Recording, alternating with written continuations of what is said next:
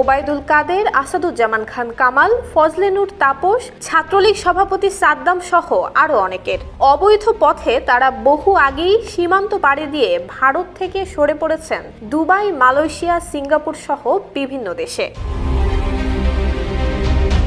গণ অভ্যুত্থানের মুখে শেখ হাসিনার পতনের পর থেকে এখনো পর্যন্ত অবৈধভাবে দেশ ত্যাগের চেষ্টা করছেন আরো অনেক রাঘব বোয়ালেরা। পালাতে গিয়ে সীমান্তেই ধরা পড়েছেন কেউ কেউ, সীমান্ত পার হতে গিয়ে মৃত্যুর ঘটনাও ঘটেছে।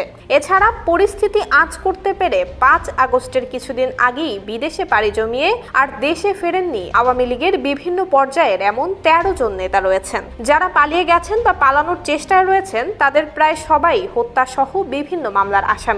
এমন অবস্থায় প্রশ্ন উঠেছে, সরকার পতনের এতদিন পরেও কিভাবে এসব ব্যক্তি দেশ থেকে পালাতে পারছেন।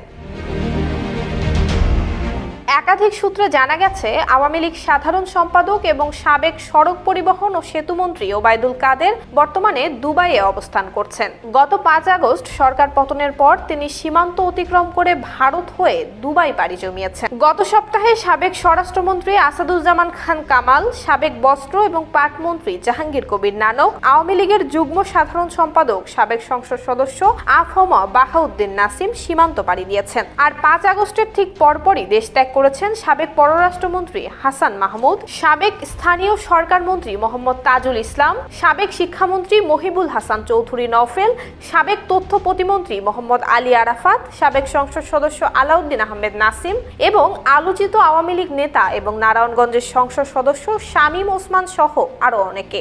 আওয়ামী লীগের যুগ্ম সাধারণ সম্পাদক মাহবুবুল আলম হানিফ, সাবেক মন্ত্রী রেজাউল করিম সহ আওয়ামী লীগের কেন্দ্রীয় বেশ কয়েকজন নেতার দেশ ছাড়ার গুঞ্জন রয়েছে, তবে তাদের বর্তমান অবস্থান এখনো নিশ্চিত করা যায়নি। অন্যদিকে ঢাকা দক্ষিণ সিটি কর্পোরেশনের মেয়র শেখ ফজলে নূর তাপস 3 আগস্ট রাতে পরিবার সহ দেশ ছাড়েন। তিনি ঢাকা থেকে সিঙ্গাপুরে যান। তাপসের ভাই যুবলীগের চেয়ারম্যান শেখ ফজলে শামস পরশ সরকার পতনের কয়েকদিন আগে গত 31 জুলাই যুক্তরাষ্ট্র থেকে দেশে ফিরেছিলেন। জানা গেছে তিনি বর্তমানে বাংলাদেশে রয়েছেন। সাবেক অর্থমন্ত্রী আহম মুস্তফা কামাল সপরিবারে রয়েছেন সিঙ্গাপুরে। এই তালিকায় আরো রয়েছেন ছাত্রলীগের সভাপতি সাদ্দাম হোসেন, সাধারণ সম্পাদক শেখ ওয়ালি আসিফ ইনান, ঢাকা বিশ্ববিদ্যালয় ছাত্রলীগের সভাপতি মাজহারুল কবির শয়ন, ঢাকা মহানগর উত্তর ছাত্রলীগের সভাপতি রিয়াজ মাহমুদ, যুবলীগের প্রচার এবং প্রকাশনা সম্পাদক জয়দেব নন্দী সহ আরো অনেকে।